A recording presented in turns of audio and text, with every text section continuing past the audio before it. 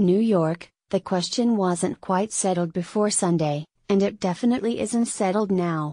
After Rafael Nadal won his 16th Grand Slam title at the 2017 US Open, we're no closer to the answer. In fact, we're probably further away.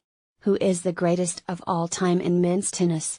Every Nadal triumph at a major forces us to reconsider the hackneyed debate over the greatest men's tennis player ever. His latest title, capped by a straight sets victory over Kevin Anderson, is no exception. By tennis law, we must debate whether Nadal or Roger Federer has the greater resume. And debate we will. I don't really think much about these kind of things, Nadal said after the match. You don't, Rafa, but we clearly do. Our obsession with this ultimately meaningless question ensures that tennis fans, and tennis writers in particular, always have something to talk about with one another. The question has two answers, neither of which is necessarily right or wrong. But we will never give up the fight to convince someone otherwise. After a Grand Slam season that saw both Nadal and Federer win 2 majors apiece, you might be inclined to think that in relative terms, we're back where we were at the start of 2017. Federer now has 19 Grand Slams, and Nadal has 16, still a 3-slam gap. Nadal still holds a strong edge over Federer head-to-head, his strongest claim to GOAT status, but Federer beat Nadal in the Australian Open final and finished the year 3-0 against his rival. If you thought Federer was the greatest men's player ever on January 1, 2017, you still hold that opinion. If you were in Nadal's camp, you're still there. Like cable news junkies, what we watch reaffirms our worldview. Whether you're Team Rafa or Team Fed, we can all agree the 2017 tennis season inexorably reignited the sport's signature debate.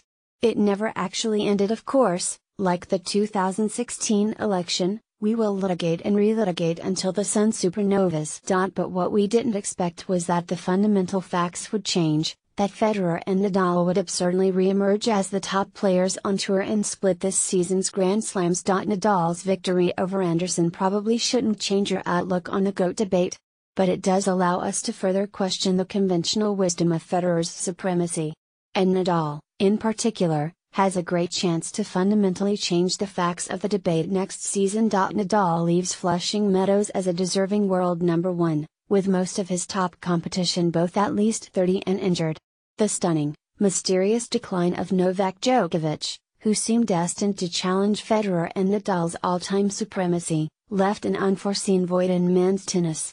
Andy Murray, who started the year number 1, seemed like the obvious man to fill that void, but injuries have significantly hampered his season.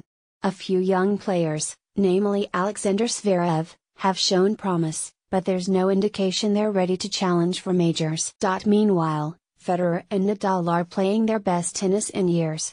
Time is a flat circle. Crucially, Federer is 36, while Nadal is just 31. I wouldn't bet against Federer to win another major or 2, but the question for Nadal isn't whether he'll win more, it's how many he can win. The Spaniard obliterated his competition at Roland Garros, and he'll almost certainly be a very strong favorite in Paris next season. But the King of Clay also currently occupies the equivalent hard-court throne, an incredible achievement for a player that has been wrongly labeled a clay court specialist. He dropped just 3 sets at the US Open, and he was 3 holds away from winning the Australian Open. Even on grass at Wimbledon, Nadal dominated before falling to Gilles Muller in the 4th round after a marathon 28-game 5th set. He's playing well enough to compete for titles on every surface. There's still plenty of tennis left this year, but Nadal's US Open title sets the stage for the great debate of men's tennis to define the 2018 season. Perhaps Djokovic returns to his 2015 form, or a young player steps up, forcing us to argue with little new evidence to present.